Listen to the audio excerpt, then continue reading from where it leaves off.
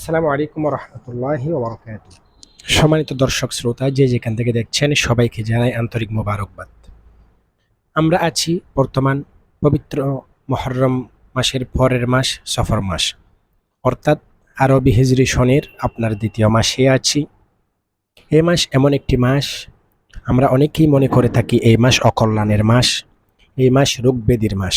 আসুন সে সম্পর্কে আমরা পবিত্র কিতাব থেকে একটু দেখে আসি। আমি আপনাদের সামনে একটি কিতাবের ফেস করলাম। এখানে আছে আরবি হিসাবে সফর মাস দ্বিতীয় মাস। জাহেলি যুগে এ মাসকে অকল্যাণের ও দুঃখ দুর্দশার মাস মনে করা হতো। এ মাসে রোগ ব্যাধি ও বিপদ আপদ বেশি পরিমাণ হয়, তবে এ ধারণা সঠিক নয়। মাসের সাথে এগুলোর কোনো সম্পর্ক নেই। অর্থাৎ আমরা এটা পরে জানতে পারলাম যে মাসের সাথে, দিনের সাথে কল্যাণ অকল্যাণের কোনো সম্পর্ক নেই। আল্লাহর দিন, আল্লাহর মাস, প্রত্যেকটি মাস কল্যাণকর, প্রত্যেকটি দিন কল্যাণকর। আসুন রোগ ব্যাধি ও বিপদ আপদ কেন হয় আমরা একটু পবিত্র কোরআন ও হাদিসের আলোকে দেখে আসি। আসুন, আল্লাহ তাআলা মানুষকে সুখ ও দুঃখ দিয়ে পরীক্ষা করেন।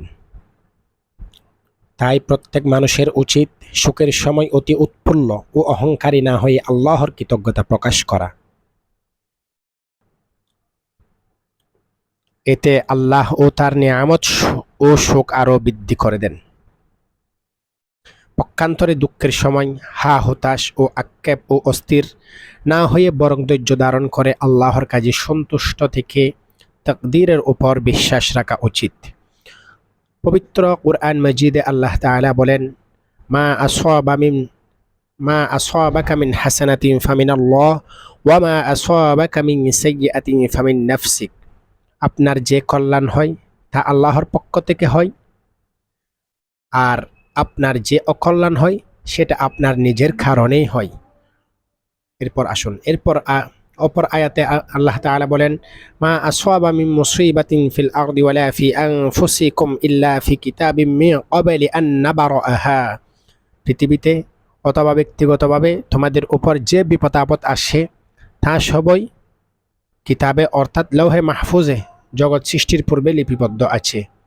এখানে পৃথিবীর বিপদ আপদ বলে দুর্ভিক্ষ, ভূমিকম্প, ফসল হানি, বাণিজ্য ঘাটতি, ধন সম্পদ বিনষ্ট হওয়া, আপনজন বন্ধু বান্ধবের মৃত্যু ইত্যাদি, এবং ব্যক্তিগত বিপদ আপদ বলে সর্বপ্রকার রোগ ব্যাধি, ক্ষত আঘাত ইত্যাদি বোঝানো হয়েছে।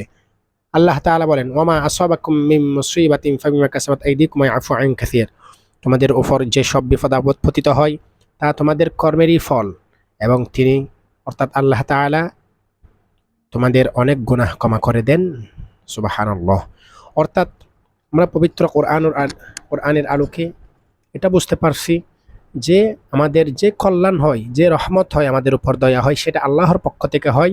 আর আমাদের উপর যে বলা মুসিবত বিপদ আপদ আসে, এটা স্বয়ং আমাদের কর্মের কারণেই হয়। অর্থাৎ আমরা বিভিন্ন খারাপ কাজ করে থাকি, যার কারণে আল্লাহ তাআলা আমাদের বিপদ আপদ দিয়ে পরীক্ষা করেন। ওই বিপদ আপদ বলা মুসিবতের ফলে আল্লাহ তাআলা আমাদের গুনাহ ক্ষমা করে দেন।